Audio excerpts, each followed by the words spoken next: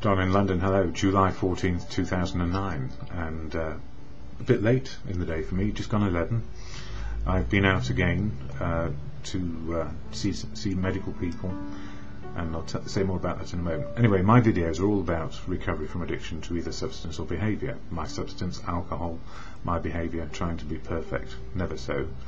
Drinkaholic, workaholic, relationshipaholic, any old holic you can possibly imagine. So substance and behaviour, we can get addicted to both. And for me, I just try and keep in recovery one day at a time. And sometimes it's okay, and sometimes it's difficult. Sometimes it's wonderful, and sometimes it's blinking awful. And, you know, we're going to have all those feelings in a day, all associated with just trying to make one day work. So these days, I have a one-day life plan, and my coping strategy is not what it used to be. Coping strategies are just that, they're to cope for a while, not forever. And what I've learned in fellowship, the fellowship of AA, is how to live life one day at a time. One day life plan, emotional, spiritual and physical.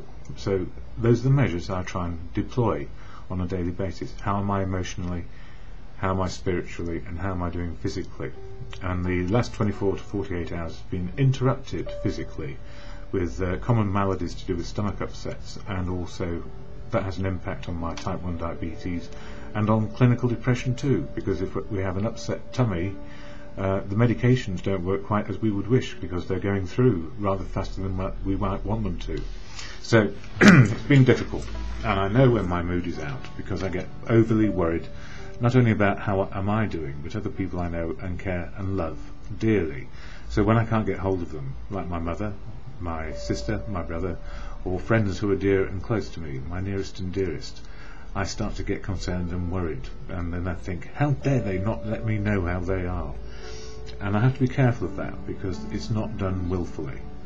You know, nobody in this life is trying to make my life difficult. Well, bar one person maybe. And I'm looking, you can see him in the camera right now. I can make my life difficult because my expectations go all over the place.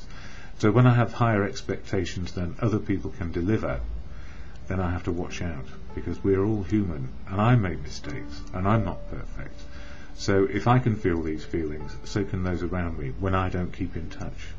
And my mum was ringing me this morning, and I was at the doctor's, and she'd forgotten, and I'd forgotten to remind her. So, you know, we're all in a state of change, changing attitudes and behaviour. So we cherish each other. We learn a little bit more about what is right for us, and not to put boundaries up in the way of progress.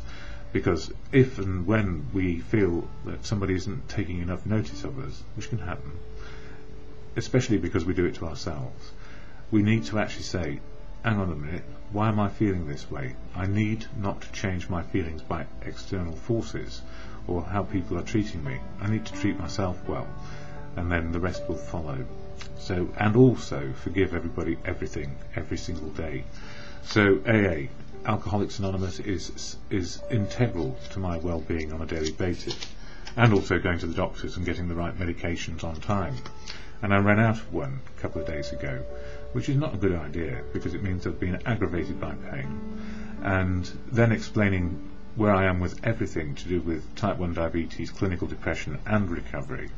There was a third-year medical student involved in this particular interview or consultation, and we covered most things, and then at the end of it the medical student was asking whether I would go back for a half hour to explain how do I cope with all these things on a daily basis.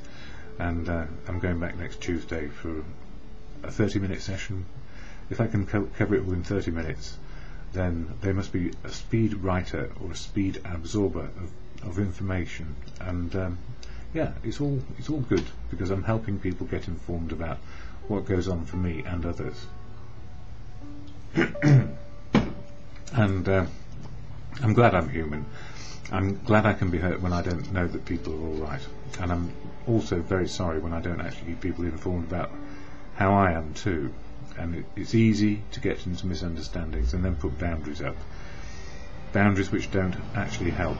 The more we set controls, the less we are free to make our choices. So it's important. And I think cherishing is the word.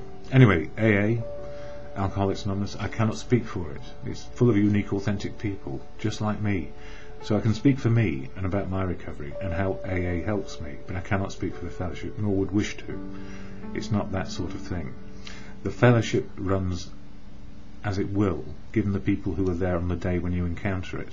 It's not an edifice. It's not there to fix you or me.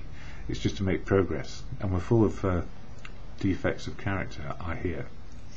Anyway, the preamble, so we know what it's all about. Alcoholics Anonymous is a fellowship of men and women who share their experience, strength and hope with each other, that they may solve their common problem and help others to recover from alcoholism. The only requirement for membership is a desire to stop drinking. There are no dues or fees for AA membership. We are self-supporting through our own contributions. AA is not allied with any sect, denomination, politics, organisation or institution. Does not wish to engage in any controversy, neither endorses nor opposes any causes.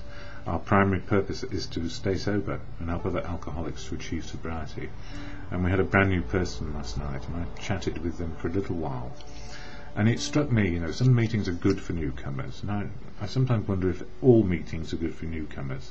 And the trouble is, on any given day, any meeting can be good or bad for a newcomer, because it's what we say and share. And I have great hope that maybe we shared enough about it. If you keep coming back, you'll get the picture, because you can't get it in one go. And when somebody's only a few hours from having a drink, how on earth can they absorb anything other than a cup of tea, a biscuit, and a note it's a safe place to be? So what helps me when I can't get to meetings are the readings from Daily Reflections and As Bill Sees It. And for today, July 14th, I still need to slow down, don't I? And I'm looking at the clock. It says, a nourishing ingredient. Where humility had formerly stood for a forced feeding on humble pie, it now begins to mean the nourishing ingredient which can give us serenity. How often do I focus on my problems and frustrations? When I'm having a good day, these same problems shrink in importance and my preoccupation with them dwindles. Wouldn't it be better if I could only find a key to unlock the magic of my good days for use on the woes of my bad days? I already have the solution. Instead of trying to run away from my pain and wish my problems away, I can pray for humility. Humility will heal the pain. Humility will take me out of myself.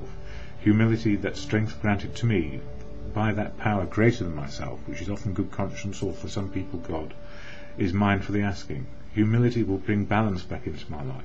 Humility will allow me to accept my humanness joyously and not with resentments.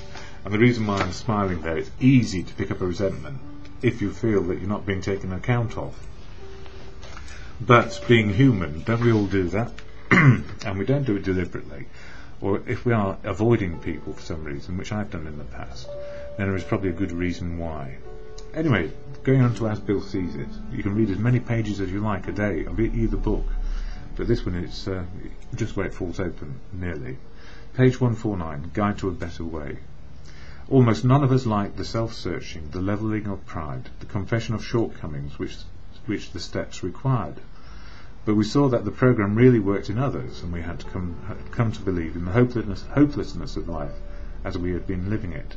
When, therefore, we were approached by those in whom the problem had been solved, that is, moving from the problem to the solution, that is, the solution of the sobriety, there was nothing left for us but to pick up a simple toolkit of spiritual tools laid at our feet, which are the 12 steps. Implicit throughout AA's traditions is the confession that our fellowship has its sins too. We admit we have character defects as a society, and that these defects threaten us continually. Our traditions are a guide to better ways of working and living, and they are to group survival and harmony what AA's 12 steps are to each member's sobriety and peace of mind. And when we talk about the 12 steps as being open, honest and willing to change, the traditions are there to offer recovery, unity and service. And behind that is humility, that we can get it wrong on a daily basis. And if we learn by our mistakes, we've got a much better chance of making it right again.